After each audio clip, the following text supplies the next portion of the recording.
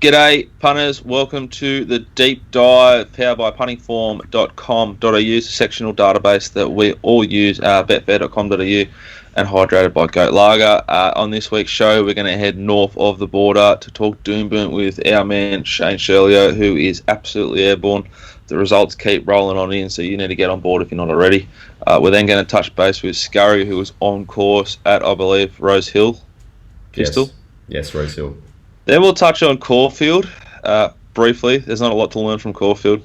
It was like an Olympic track, lanes everywhere. Then we're going to go over to Belmont, and we'll finish there at Belmont with Pistol Pete, who's hopefully found a few horses we can follow. Shane, how are you? Yeah, going well, mate. Nice and chilly up here this morning, but you keep saying this, so let's just get our phones out. What are you dealing with right now? What am I dealing with? Yeah, what degree? Feels like about -4 in the office, I can tell you that. Well, it's 3.6 in Seaford, and it feels like 2.2. That's the app. Solid.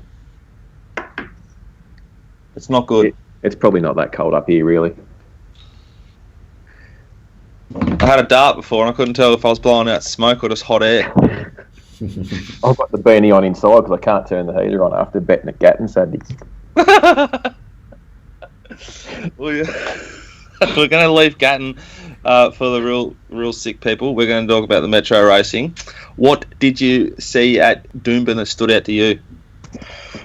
Well, just on the day, just some eye-popping performances from horses across the day, and it was sort of backed up by looking at the punting form data to see that the figures actually sort of confirm what I saw with the eye. I saw some unbelievable performances throughout the day, saw some good go, some decent races, and it was pretty high-class racing all day, really, considering sort of what I thought the fields looked like going into the meeting, but there were some big performances there.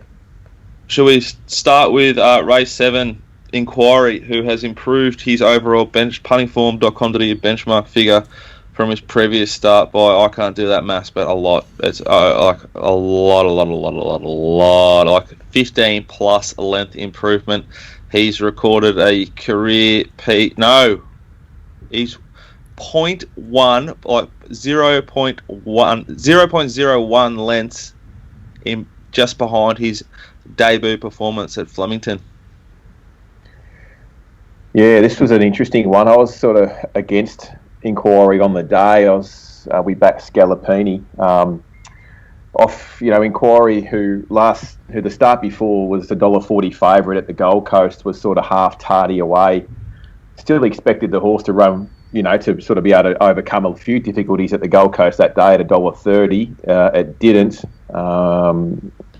Produced a figure of 7.8. Turned that around by about 16 lengths. To Doomburn, where it jumped, driven out of the gate to find the front, and just kept running.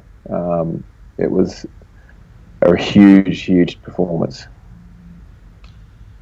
How do you handle this horse next start as a punter? For someone listening, it's got that good SP the start prior. Now it's run pretty much a career peak. Like the last time it went near this figure was on debut, which was a very long time ago for the Godolphin Yard. It's now with its third or fourth trainer, and seems to be running as good as ever. Hard to handle, definitely. You sort of got to think. I sort of suppose you look where it's progressing from and where it goes to. So. There's potentially races like the Glasshouse Handicap at listed level again, which would get a similar type of field at the sunny coast, or go north to a listed race like the Rockhampton Newmarket. Look, it comes out of an open handicap classed race at the Gold Coast to start before, but it was they weren't really open handicappers on form. It was a pretty low race, and then to do this at listed level. I suppose if it gets the same run, you can expect a similar type of result. But I would probably be averaging down somewhere between its runs 2 and 3 back, and that's how I would handle it. I peaked on the days how I'd handle this race, even though it was run number, how many for the prep? It was, for a new yard though. Peter, how do you handle this situation? You've got a horse that's sort of having its third start for a new stable. Do you trust the data a little bit more sort of give the horse a fresh start, or do you just sort of keep it as a holistic view for this runner? Yeah, I'd probably have to temper your previous expectations to a certain amount. I mean, there was obviously some level of market support for the horse. It was the strongest betting race on the day. There was 665,000 matched on Betfair, and I mean the majority of that was on Inquiry and Scalapini. Inquiry had about 150,000 of that. Scalapini, the horse that jumped favourite, $3.70 or so. It opened half an hour before betting, and it finished up around $3.40. That was around 300,000 matched. Look, I'd be more than happy to suggest the Inquiry was suited against the day. There did seem to be some level of benefit for horses settling forward and on the fence. The horse obviously dictated that race. To see how it goes next start, and again, it'd be interesting to see if there's any same level of market support or if the market takes it on. What else do you want to talk about, Curls? Look, I suppose on the day there's a couple of other good efforts. The interesting one was race 3, Fobetta. Look, it wasn't a bad effort. Like overall, the race did go out pretty quick. Sorry to cut you off, but they run 8 lengths above the all average benchmark and a benchmark 58. Like down here, that's unheard of. 85, yeah. Oh, sorry, yeah. Still, that's fast, isn't it? Fast. Sat back off a pretty good tempo there. Obviously, hit the line well. It's interesting. It sort of was able to build through the line from the 600 and really rattled off a good last 200 metre sectional. I think he'd be a horse to follow. He's obvious horse to follow though out of that meeting. Some good figures produced across the card. Really, we've seen horses like Shawnee produce a really good effort. It wasn't an overly strong tempo. We were on Crone on the day and thought we were home at it looked the winner, didn't it? Yeah, I thought we were home at the 100. And look, I think Shawnee's come from a couple of lengths behind us at the 200 and put a length on us in the last 50 metres. Its closing speed was exceptional on the day as well. Chris Waller just able to produce these mares in these group races. Black type this time of year is uncanny. He's pretty good at training, isn't he? Yep, results show that. It was another dollar's turn in the staying event. These are becoming a little bit mundane, actually, penning these races more and more every time you look at them. That was race 5. We're talking there. Chris has had multiple acceptances in staying races up here the last few weeks. There was a little bit of support for it late, this horse, and it was solid. It just got the right run, and it goes to a broodmare. Probably goes to a broodmare sale now. I think I've seen it nominated somewhere off the back of a Group 3 win, and I think Chris was in the ownership of that one as well. So the timing was just impeccable for it on the day. Amazing. Rich get richer. Amazing. But I think, like we saw on the weekend, you are saturated in betting opportunities. So when you see a race of numbers and one stable dominating a staying event, I think your advice and your likely play 9 times out of 10 is just to shoulder arms here. Definitely. Look, I've said this before, and this is not just about any stable in particular, but it happens regularly in Queensland, is that the right horse, the horse that gets some market support seems to get the right run.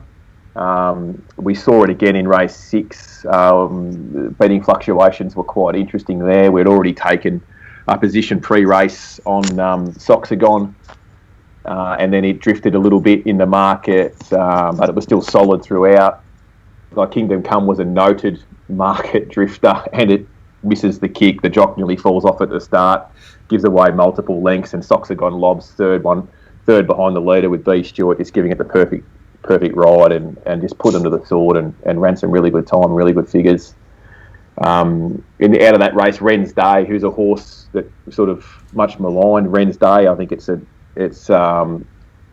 figure had it the best horse in the race by a long way, off some old European form, and come here and run some big races. early, and then was getting beat at Newcastle and places like that. Short price favourite, but there was really good market support for it, and it ran really well.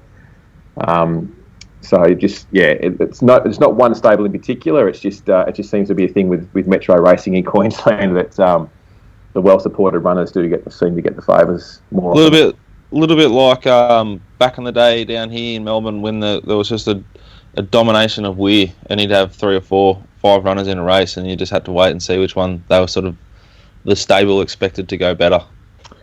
There's some patterns there. There's definitely some patterns, and I think pattern recognition is important to winning on the punt anywhere. Obviously I only focus on Queensland, so that's really the only jurisdiction I can comment on. But it's there, and it's a thing, and whether you like it or not, and whether people like to talk about it or not, it's a thing that needs to be identified to be able to win.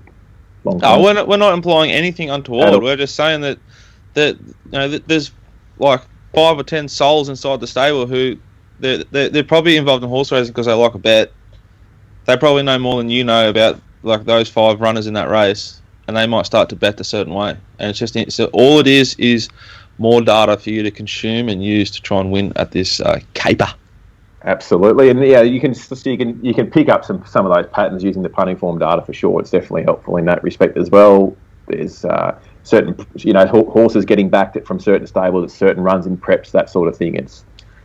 But then it'll just grey you up completely because in race 7 with Inquiry, who's improved and almost run to its debut performance, if anything, it was half soft since 9 a.m. on Saturday. It certainly wasn't like a big go, and it's a Smurden stable up there. I'd want to see money for it.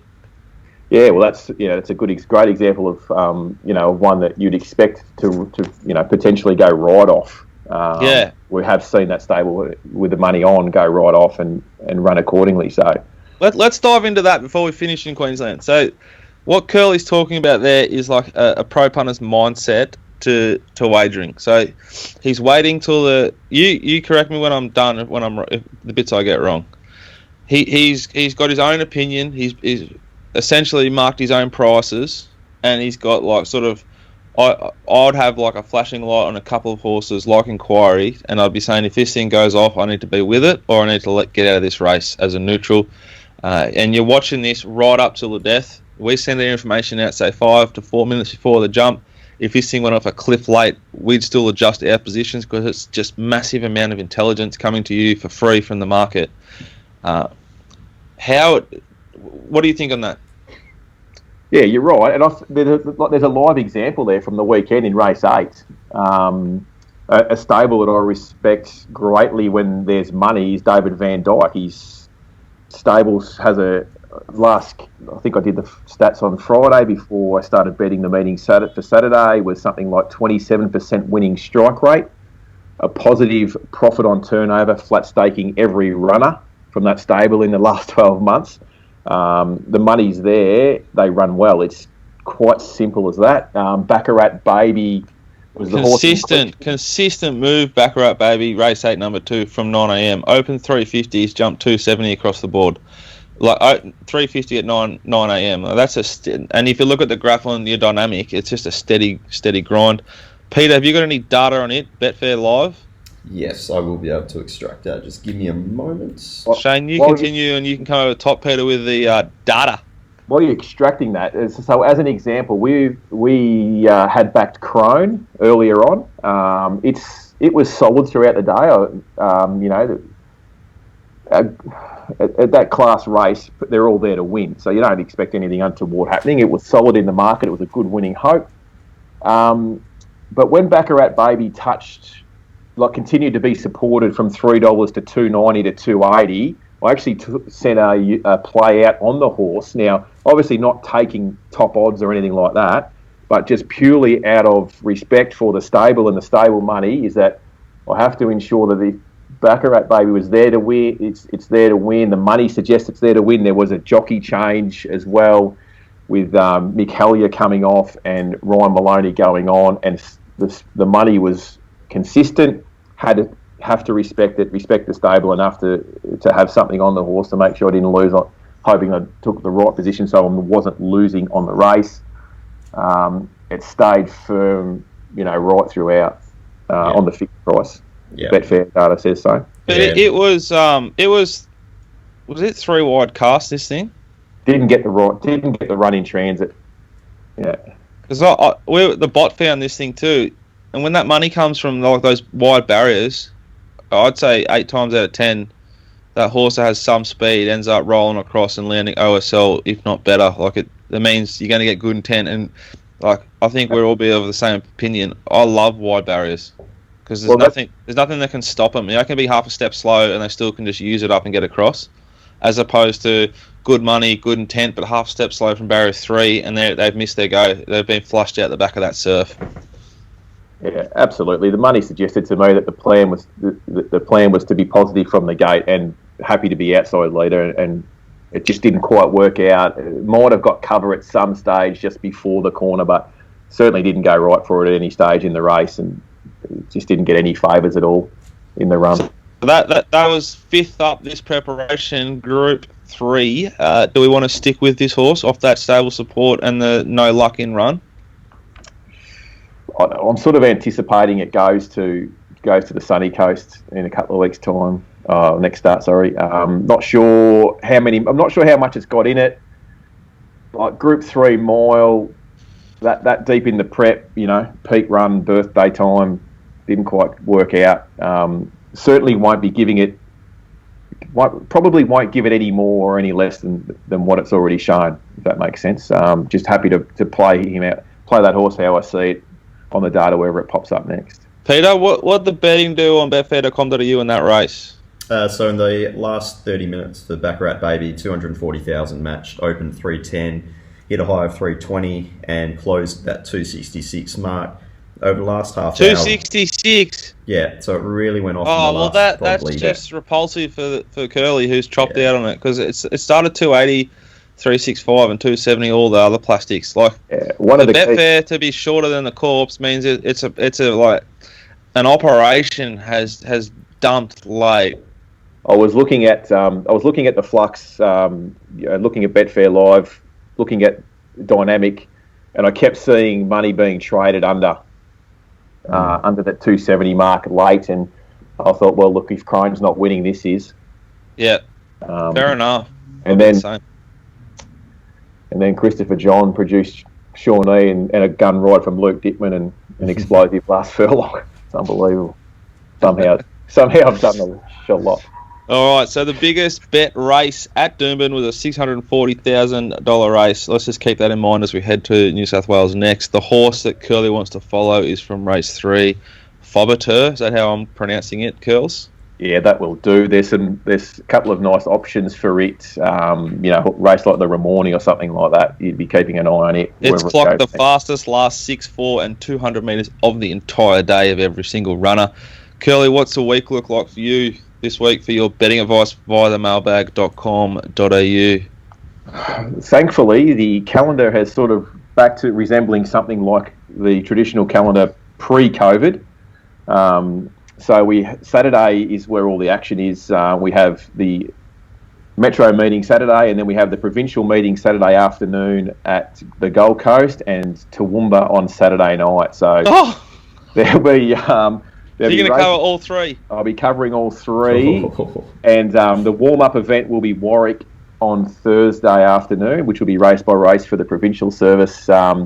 Just pending what the weather does up here. We lost another meeting yesterday with rain, and we've had some horrible tracks and things like that with the weather, and races called off through accidents and things like that. So we're just hoping for a clean run with the weather this week, clear skies and decent tracks for a big betting day. And just for the FYI for anyone who's looking to get involved or is involved, Curls will be providing a puntingform.com.au worksheet. So he'll be doing speed maps, prices, and a couple of comments for each runner at Doomben or wherever it is on Saturday, with any early bets after 9 a.m. Yeah. So and then that meeting will largely be left alone. You'll be left to your sheets that he's provided for you. If any of us see anything, because we're all a big team here, and we might end up sending a unit or 2 later in the day if the track sort of plays a certain way. But then Curls will be providing the rest of the information for the Gold Coast and I assume the Sunny Coast via the app. Yeah, so race by race. Absolutely. So yeah, sheets will go out back to Eagle Farm this week. There's 9 races. So yeah, like you say, the sheets will go out, and then anything that we identify as the day unfolds, we'll certainly be sending it out.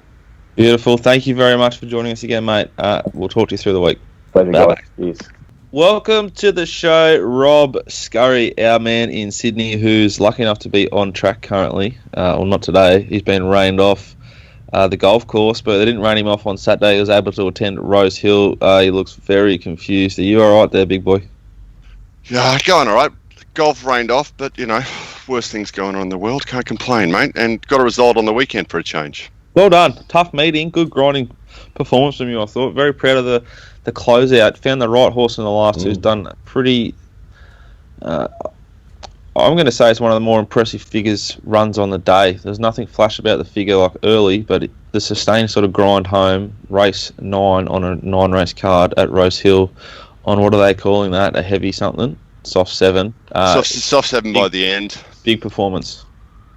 Yep. Nice little wet track type by Lonro. Wet track sire. Forward and ready to go. There looked plenty of pace in the race, and this is a bit of a tough one because it was up against our normal figures. It wasn't there in the black, and I thought, I could cop some shit if this goes no good, and very pleased to see it get home. So there was a little bit of extra sort of spice in this victory for you. Just get up the boys. I told you, I've got the greatest odds in racing. Well, any track, any day, Dicko. Should find a couple winners somewhere. Fuchu. I agree. That's why I love you. What did you do in Fuchu again? First winner of the day. Didn't know what price it paid. Yeah, number 2.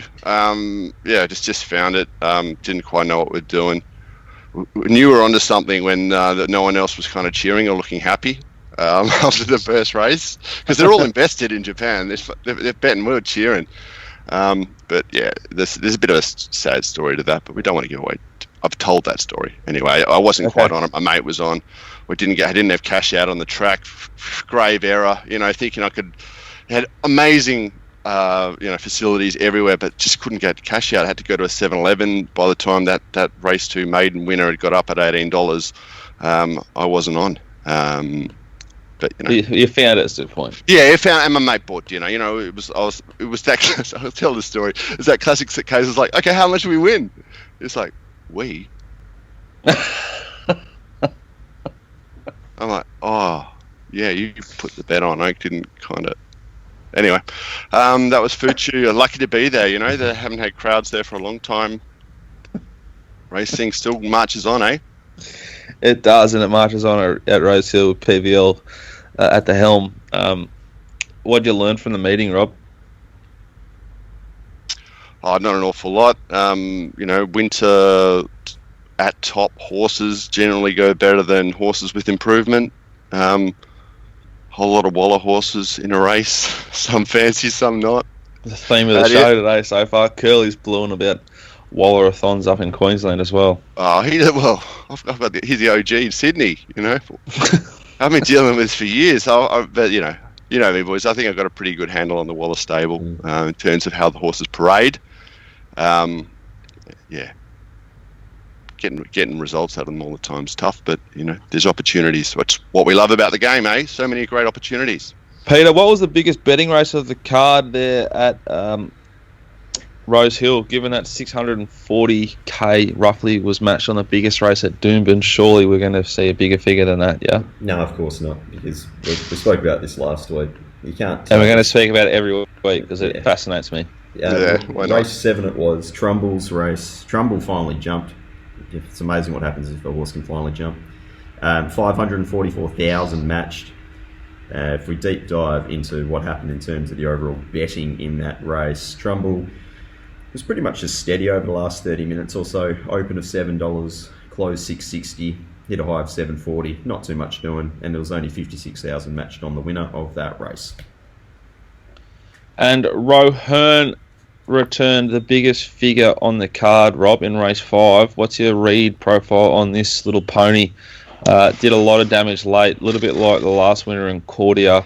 Yeah. They've gone just benchmark, like a spot on all average benchmark to the 600 here, the winner, and he's come home 9.2 above the all average. That's a sustained sort of performance through the last 600.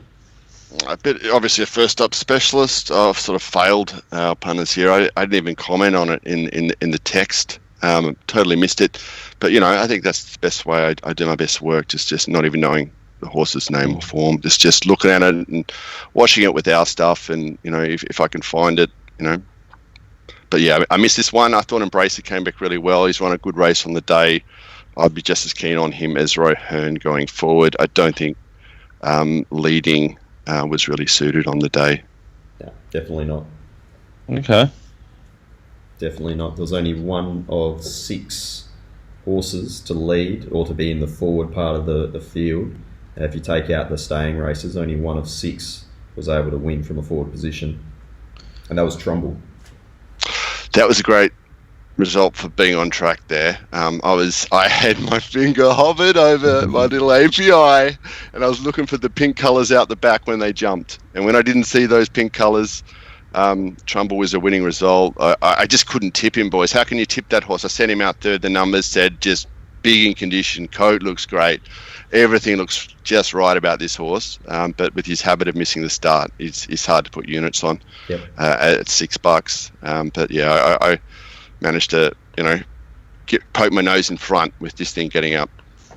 Because I was in a pretty deep hole early after the first race, Frosty Rocks. Ugh! Spew, and just to have the saver on the second horse that loomed to win. But yeah, it was good being out there. I made friends with a Chinese couple, elderly Chinese couple who kind of got the table that I kind of wanted. I was trying to worm my way in with this other bloke. He seemed pretty happy with this table, but his mates would say, come on this other table. So I just kind of put my bag down there, and we managed to negotiate, some good social distancing from, I'm not sure their names, but they were into it, having a good bet. So yeah, I got a decent look at the horses. I did have a very courteous lady from security just come up and say that, just if you're standing there not drinking, people can't see you when they're watching the race, and I'm just like, yeah, if you've been watching me, I've just been watching the horses. Then anyway, she was very, very courteous, so there was no issue. Okay. What'd you make of the winner of race number 3, the Stayer Sweet Thomas? Oh, this is German. It's a German. It's a funny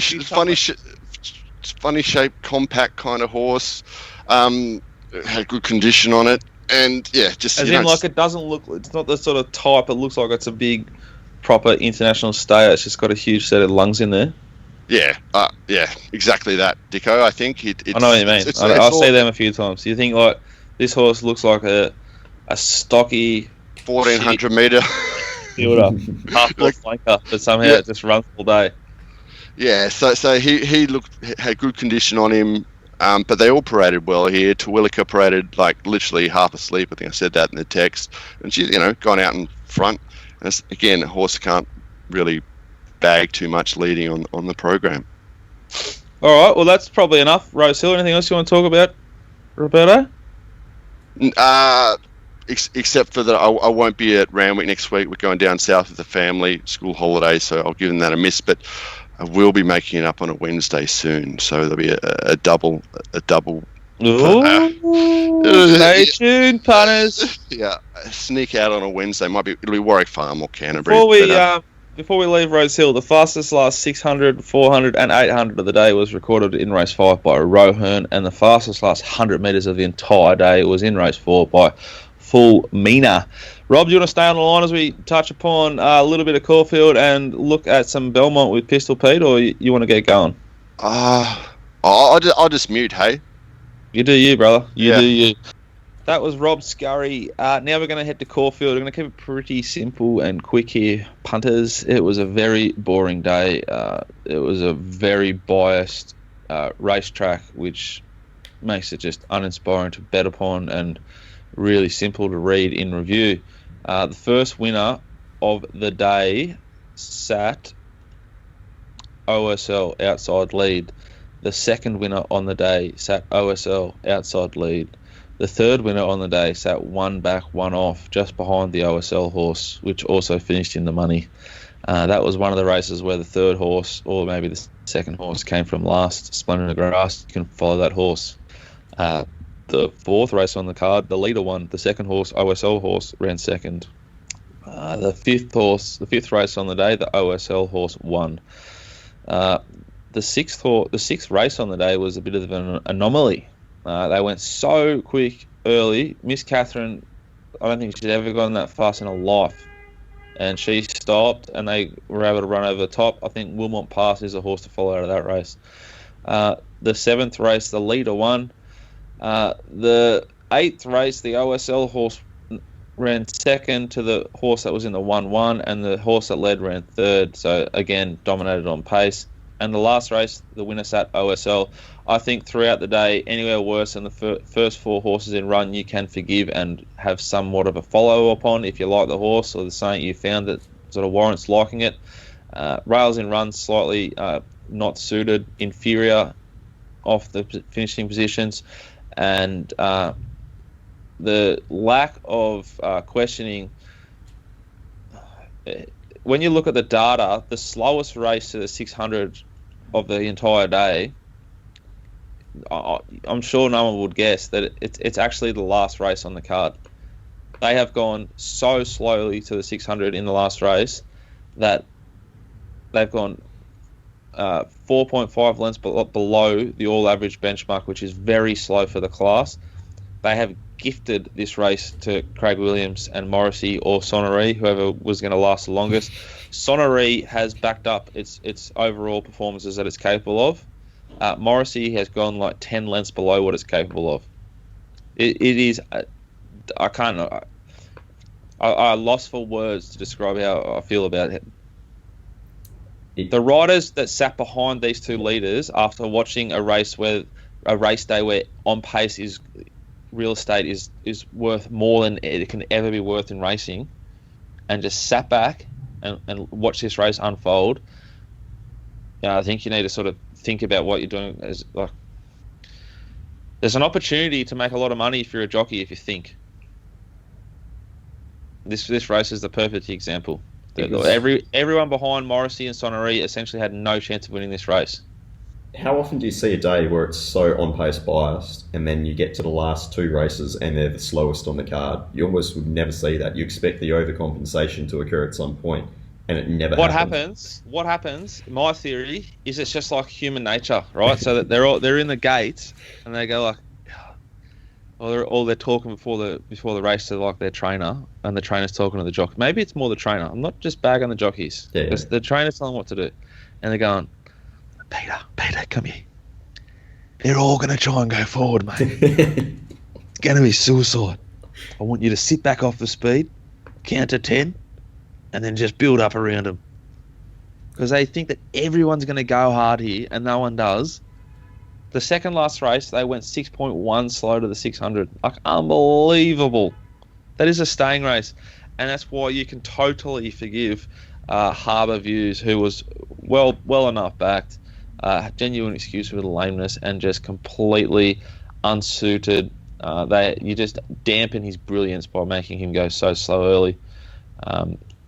John Allen rode really well through the week. I think he's riding really well, and this was an awful ride tactically. There wasn't enough tempo for his horse, which was the most brilliant in the race. It was also the biggest betting race on the card. 860,000 matched. Most of that would have been on Harbour Views. If we just bring him up here. While Peter's doing that, it's interesting. 868. It's almost double what was wagered in New South Wales.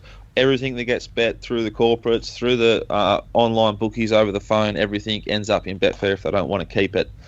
So you'd assume the same amount of money is being wagered in New South Wales as in Victoria, probably now being bet overseas as it's too expensive for them to bet in Australia.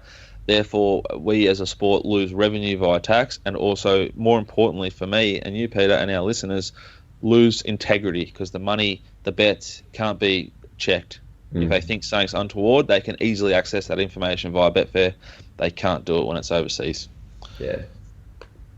The 530,000 matched on Harbour Views. So it was more matched on Harbour Views than was matched on the entire biggest betting race at Rose Hill on Saturday. Yep. Horse to follow from the meeting can be Wilmont Pass, outside of the obvious, which is Splendid in the Grass, and Alpha Aura, who's just backing up big performances. Was many one from on the fence. Peter, I've just lost your vision there. You're back. Let's head to Belmont, mate. Yeah, right, Belmont. Wowee, what a day. Second strip in a row for me, which was a bit disappointing. I got a bit frustrated, a little bit greyed up as the day went on. It did seem like Rails was inferior, at least for the first half of the card. Probably the only horse one winner sat Rails in run, basically, yeah, which and was that no apology. No apology, which was... And it led because it was allowed to, because they went 13.9 below the all-average benchmark. Yeah, and it was also... they could have stopped. They could have stopped and just had a drink here. It was horrific. But I'm blowing up about 4.5 below the benchmark to the 6. You're copping 13.9. Yeah, and if wow. we just have a look at the official price as well, the last half hour before betting was $4.60 into $3.40. Look, there was sustained support throughout the day for no apology, and the money was bang on. Shooter McGrady jumped off the horse afterwards, and they asked him, were you planning on leading? He said, no, I was planning on sitting one out, one back. They've gone horrendously slow here. It did look on paper like it was a race where there was no defined leader. But the horse that I ended up siding with, Costa del Santo, was so far back. This is that race. It was last. Yeah. It was last. It needed to make up 20 lengths on the home turn, mate. Yep. You're not riding Winks. Even if he was... Oh yeah, Winks wouldn't have caught that. Wouldn't have. It's probably worth just actually having a look at Costa del Santo's previous couple of starts, because the horse has been absolutely flying for the Peniza team. Costa del Santo this start went 18.5 lengths slow to the 600. In its previous start, it went benchmark to the 600. The previous start before that. It went 2 lengths fast to the 600. Are they questioned in the steward's report at all? No, there won't be. Of course not. But look, even having said that, if we go back 4 starts ago at Pinjarra, the horse ran second. It went 16.4 lengths slow to the 600. It still returned an overall figure of 8.9 lengths slow. So this performance on the weekend was 5.4 lengths worse than that. It was too bad to be true. It was a bit soft late on the fair. It wasn't horrendously soft, but it was still soft enough. And the money just knew in this race. Biggest betting race at Belmont, mate? The biggest betting race at Belmont was in race... Ooh, hang on. It was in race 7, I believe. 440,000. It was... I'm excluding Windstorm's race because we often see those races where there's a $1.15 chance. It's just heaps of cash traded forwards and backwards, and to be honest, it's more just probably bots at work than anything. So we'll go race 7, 440,000 matched Flow, which I don't think anyone expected to win. Over 1,000 metres anyway, has been able to scoot up the inside there for Mitchie Pateman and Martin Allen. And what about Material Man, Peter? What are we doing there? I was a bit surprised. Bit of a grey up race. Follow your money. Yeah. I mean, look, it's jumped at $20 on the fair. Perfect Jewel was well supported. The horse has been absolutely flying. Material Man from Gate 2 was pretty happy to take it on at this stage of the day. Paul Harvey, though, he is so good when he's on. Gate 2, he's just stuck the horse straight off, just tailed them off the fence. And it's amazing what happened with Material Man going back to Justin Warwick for its first start in a couple of years. It's obviously a very well-equipped 2,000 metre horse, and they haven't gone particularly quick here. They've gone slow for the class.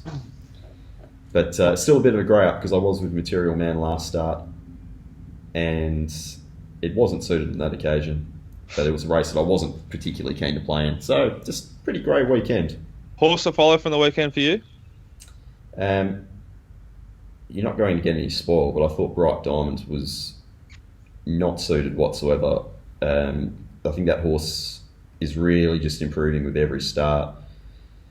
I think it's worth following going into next preparation to whatever it goes to. I've got a punter to follow for the listeners.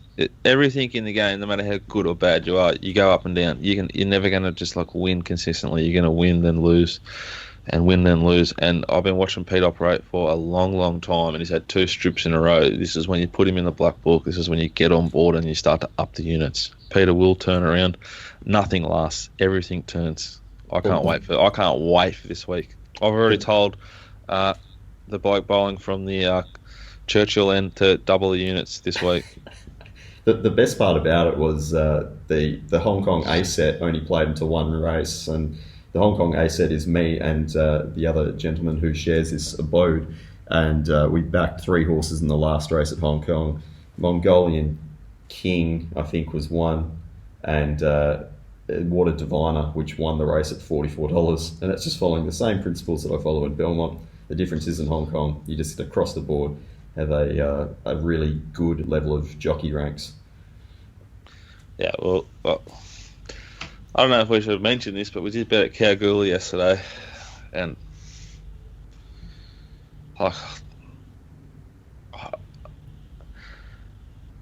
no comment. It wasn't good. It's so bad it's dangerous. Yeah. Anyway, that's been the deep dive this week, punters. Brought to you by puntingform.com.au. It's a sectional database that we all use, and I hope you'll try it too. Betfair.com.au. We all use the Betfair Live. That's what we're talking about on this podcast. It's where all the betting ends up. You can get graphs and everything. You can track the betting and get a better understanding of what the market's doing late.